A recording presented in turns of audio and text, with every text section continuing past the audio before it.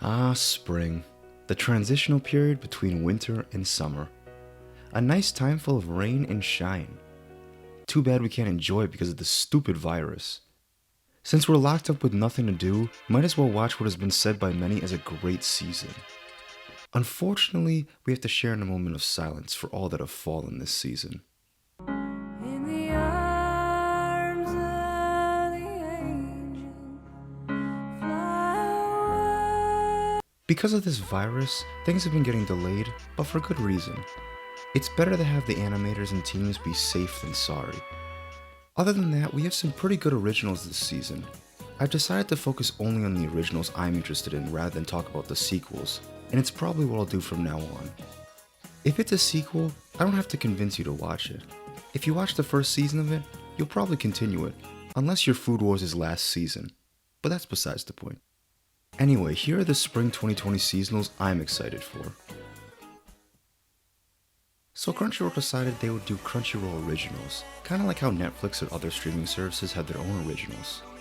After partnering up with Webtoon, a Korean manga distributor, and after making some of their own shows with their own studios, they decided to slap a Crunchyroll original tag on it.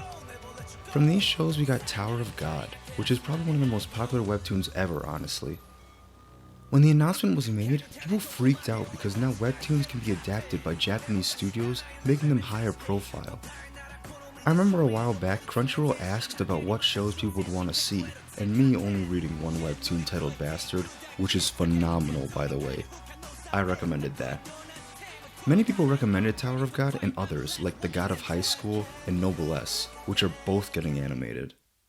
Anyway, Tower of God is a webtoon about a boy named the 25th Bam. Everyone just calls him Bam. He and a girl by the name of Rachel live alone in this dark and desolate space. One day, Rachel decides she wants to climb to the top of the tower, which is this big structure where at the top you can see the stars and apparently find the answers to everything. Bam owes everything to this girl, so he decides to climb up the tower to follow her. Little does he know, the tower is filled with treacherous trials that he must overcome to reunite with Rachel. Now, it's one of those stories with a simple main goal, but becomes expanded upon a lot when you realize how in-depth the world is. It reminds me, and apparently a lot of people, of One Piece. World building is a big thing here. They take their time to explain mechanics, power systems, different races of people, specific terms. It's pretty in-depth. Like One Piece, it flows really well, showcasing just how interesting the worlds can be, little by little. The webtoon has a good balance between drama and comedy, with shonen elements to it as well. The only problem is in the beginning of the webtoon, the art's kinda bad. Thankfully, the anime changes that. It takes the kinda crude style and smooths things out and cleans up the character designs. What we get are characters with very unique looks. Now the anime so far is pretty good. It seems like they're going at a fast pace because it's only 13 episodes and people think they might adapt all 75 chapters in 13 episodes, but what they have isn't bad. They tell you all the important stuff right off the bat, they cut off some explanations of specific terms and such, and they also switch some scenes around, but it's all to better maintain the tone in my own opinion. I was sad that they changed some of the comedic bits in the first episode, but they brought it back in the second episode, so it's A-okay. A friend of mine hasn't stopped talking to me about this, so I read the first 30 chapters and it's not bad. Because it's a webtoon so heavily focused on world building, it's gonna take some time before questions turn into answers and we know the whole picture. But for now, I'm excited to see more. I forgot to mention the phenomenal soundtrack by Kevin Penkin of Made in Abyss fame. His songs fit so well and even remind me a little bit of Making of a Cyborg, which is the opening song to Ghost in the Shell.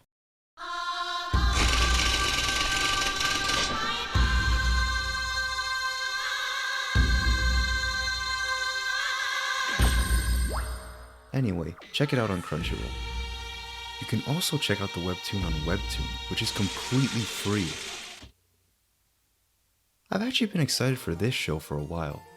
From the premise alone, it made me want to read the light novel, but I heard that there was going to be an anime adaptation, so I held off and I enjoyed it so far. So the story is about a young 8-year-old named Katarina. She's pretty rude and takes advantage of people around her.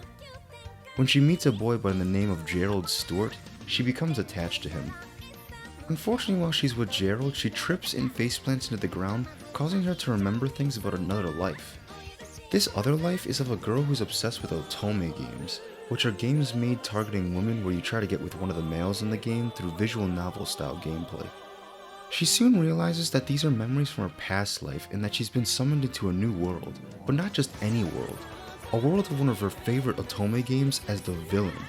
She realizes this and desperately tries to avoid the predicament of either being exiled in the good ending or killed in the bad one. It's basically an isekai where an otome-loving 17-year-old gets transported into her favorite otome game and has to change her fate. I'm making it sound like a drama, but it's mostly a comedy. The situations she gets herself in are hilarious. All of her plotting seems deliberate, but then you realize that the will of the game pushes her towards the direction of the ending. Plus, some of her plotting seems so ridiculous that you can't help but laugh.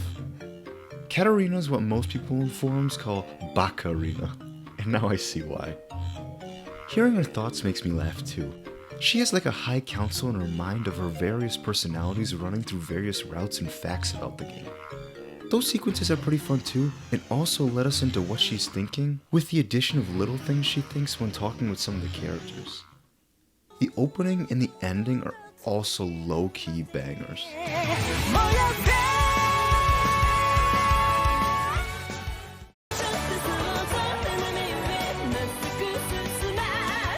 This show's already gotten me to laugh out loud, and I've had an overall good time with it, so I'll probably continue it.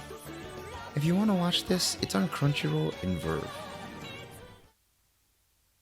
Doga Kobo, the studio known for things like Himoto Umaru-chan, How Heavy Are the Dumbbells You Lift, and other mostly cute girls doing cute things shows with a lot of comedy, up and decided to do a drama this season called Sing Yesterday for Me. It's a pretty realistic show about a guy named Rikuo Ozumi. He just graduated college and now 6 months have passed and he's what the subs call a loafer. After college, he figured that there's nothing that he wants to do with his life, so he hasn't done much with it yet. He ends up meeting a girl who's been having troubles in her life that are similar to his. They meet and it seems like her cheery and upbeat attitude towards things will push Rikuo forward. It's a weird departure for the studio since the only other drama thing that they did was Plastic Memories, but how they handled this adaptation was pretty good. The art style immediately caught my eye because it looks like the character designs of I Want to Eat Your Pancreas. I don't know if it is, but it looks extremely similar with the thicker lines around the characters and how the characters move smoother than usual. There's also how the show deals with flashbacks. They're styled like a manga and it's really nice. The whole story is pretty refreshing too, because when anime is littered with so many shows about high school problems, it's nice to see college problems portrayed in anime. Personally, I don't like the main character because of how depressed and upset he is. He's relatable, but a personality I'd rather avoid. He's self-deprecating and compares himself to other people around him, like his friend who's now a teacher and his other friend who's in a band. His character feels like a real person though, which I have to respect, but I feel attacked. While the main character seems like he feels like he's the only person with problems, the other characters have their own set of problems that we see in other episodes. No character seems perfect in this show, and every character has things that they're hiding. Every problem seems real and you feel sad for these characters. Coupled with the fact that this show's color palette is very flushed, it kind of feels nostalgic and a bit sad in a way. Anyway, to see a story about adult problems is pretty nice. If it's anything like Welcome to the NHK, which I could see a little of, then I think I'll enjoy it a lot. If you want to check it out, it's on Crunchyroll. Now if you're anything like me, you definitely watch this because it's a trigger work. Every single show they make is so heavily stylized that it's a treat for the eyes. BNA is no different. BNA, or Brand New Animal, is a new original directed by Yo Yoshinari of Little Witch Academia fame about a girl named Michiru. After being a human for so long, she suddenly transforms into a raccoon, or a tanuki if you want to get technical. In this society of beastmen who are people who can turn into animals, the society is split up. The beastmen have a home at Anima City and humans live elsewhere. The goal is to integrate both humans and beastmen to live in harmony. Since Michiru is turned into this raccoon, she begins to feel like there's no place for her other than Anima City. Now the city on the surface looks great, but unfortunately it's teeming with crime, and Shiro Ogami, a guy Michiru meets when entering the city, is part of a group who stops crimes in the city. When the two of them meet, he discovers that Michiru is more unique than he thinks. Now I thought the first 2 episodes were pretty good. It does a good job establishing the world of Anima City and its inhabitants. Michiru seems like a lively main character, and he keeps giving questions that keep you hooked. I really enjoy the voice actors of Michiru and Shiro. Michiru's voice actor is Sumire Morohoshi, and she voiced Emma in The Promised Neverland, so I can't unhear みんな起きて朝ごはん遅れるよ Shiro's voice actor is Yoshimatsu Hosoya. He played characters like Tokoyami from My Hero, Joe from Megalobox, and Arte from Chihaya-Furu. I've always liked his distinct, deep, raspy voice. It makes every character he plays sound so mature. 資格があんのは全ての市民。聞いてなかったのかよ。The soundtrack is also pretty good. It gives off that cyberpunk vibe to me, sounding pretty futuristic and all. The color scheme of the show is nice too. With the neon pink purplish color scheme in some parts, it adds to that cyberpunk feel. The animation is always good too with Trigger Works, but there's a fight scene between Ogami and a couple of the Beastmen that looks so smooth. I think overall the most interesting thing for me was the main character in the world. This divided world in Anima City seemed pretty interesting, but I want to see more of it. The main character is like a huge question mark. We know little about what she is now, so I'm excited to see what she turns out to be, since it's an original now. Trigger loves to do originals. Speaking of Trigger, there's a couple of references to other Trigger works at the festival. Inferno Cop and Gurren Lagann, I believe, being the 2 that I saw. Another great thing is the opening and the ending. They're so fire. I could listen to both for hours on end. They're so catchy. Plus they look visually stunning, especially the ending theme.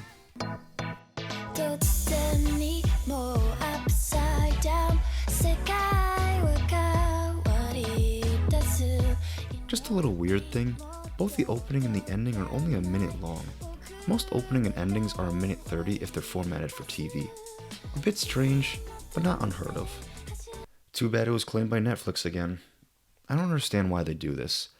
It's not on US Netflix until it's all done and then some months. It's ridiculous. Beastars finished airing in December and then got released on American Netflix in March. I get that Americans like binging TV shows, but weekly shows are what most anime watchers seem to like, more than waiting 3 months after a show aired to watch it. What's weird about this show is that they released 6 episodes in advance on March 21st. As much as I complain, I usually wait till it gets on a streaming platform, since it's more accessible to me at least. Well, if you like to watch this show, it'll be on American Netflix next year. Keep an eye out for it. Now from another studio that does a lot of originals, comes another original called Appare-Ranman. Funny enough, this show is also streamed in advance on a different streaming platform. Now from the first episode alone, without looking at the premise, Appare-Ranman is about a kid named Appare who's a guy. From just looking at the key visual, I always thought it was a girl, so surprised hearing そいつがやれって言ったんだろ his family is well off, but he's not interested in helping out in the business. Instead, he tinkers around and creates these interesting projects using steam power. Appare is inspired by the stories of people going to the moon and is pushed to create new technology to explore the world. Because he doesn't listen much to others, he ends up getting in a lot of trouble. Kosame is tasked with keeping an eye out on Appare, but because of Appare's antics, they end up accidentally leaving Japan and becoming stuck in America. That's just from the first episode. But the actual story is him and Kosame get caught up in a Trans-America tournament where various engineers create cars to race across America and win a prize that could eventually let Appare and Kosame go home. The first episode was interesting. It started out at the start of the race, then flashbacks to a year prior to set up the story.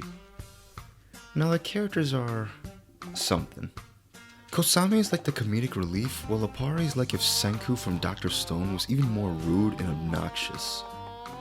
It's like he only cares about himself, making me not like the character as much. Some of the other characters were nice too. Xiaolian Jing has an interesting backstory that mirrors another show we're going to talk about later. Now when it comes to the setting, they live in the past, but it seems to be a world that's kinda steampunky.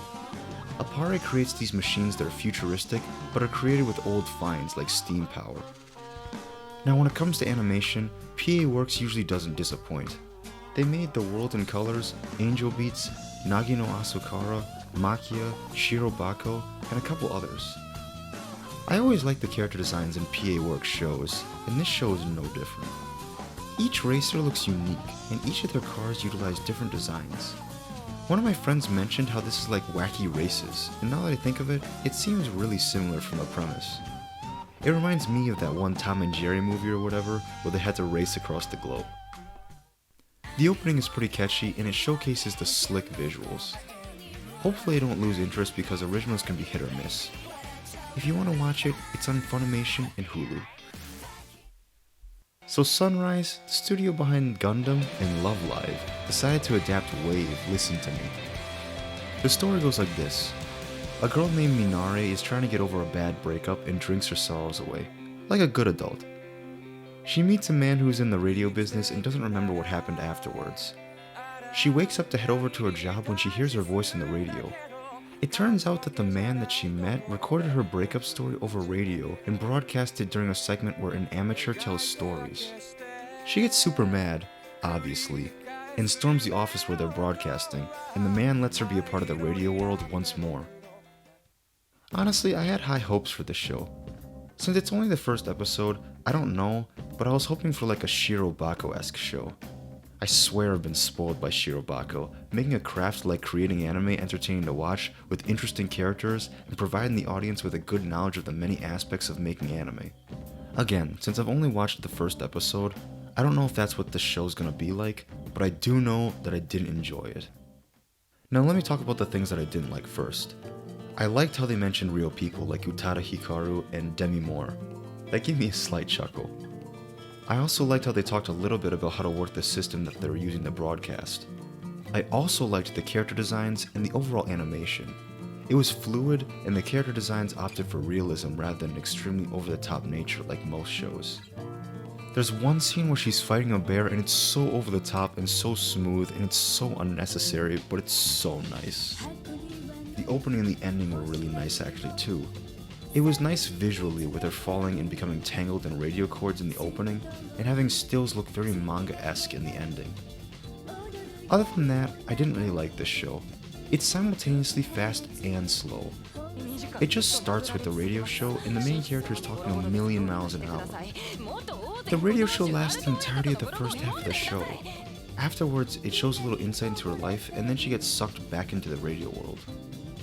The main problem I have with it is the speed. I feel like I was hearing so much about nothing. They mainly talked about bad relationships, but it was also mixed with her fighting a bear. That was just a segment on the show, but it was so weird. Maybe I just don't care much about the subject matter of the radio show that they host, but who knows. Props to the voice actress though. She speaks so fast with no pauses or breaks.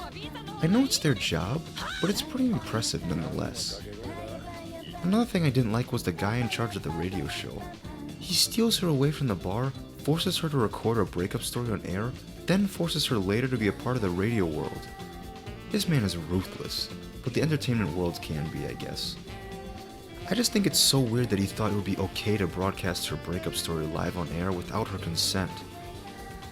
She was so drunk that she couldn't have given consent in a right state of mind. That's just crazy to me. Anyway, I'll check the next episode out to see if it gets better, but I didn't enjoy it.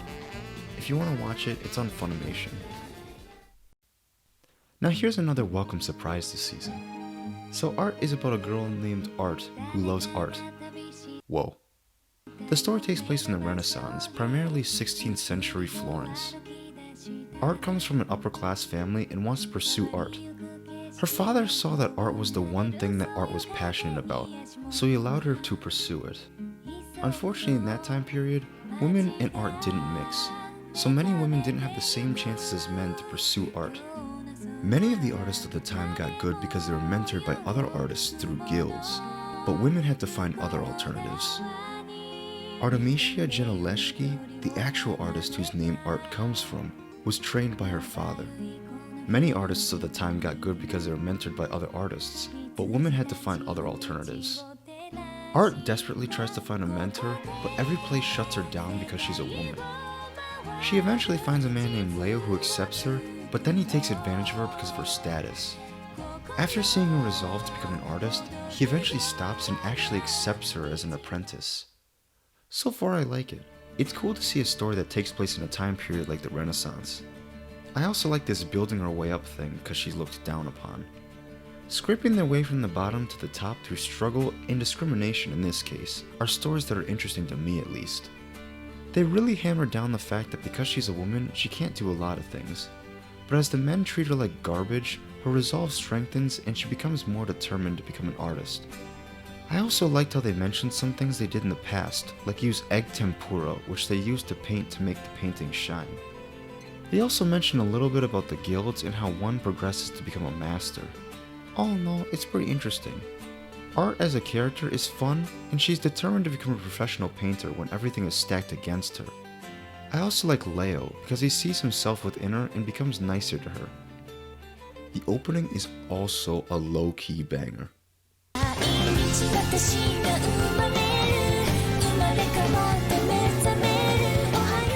It's good so far, so if you want to check it out, it's on Hulu and Funimation. Well, that's everything that interested me this season. Be sure to keep an eye out on my socials for new updates and videos. Hopefully I'll have more time to make videos because of this whole quarantine thing. Michigan's one of the worst states when it comes to the cases and the deaths, so it's a scary time for us Michiganders, but we'll get through it. Hopefully I got you interested in the animes like I am, and I'll see you guys in the next video. Stay safe and have a nice day.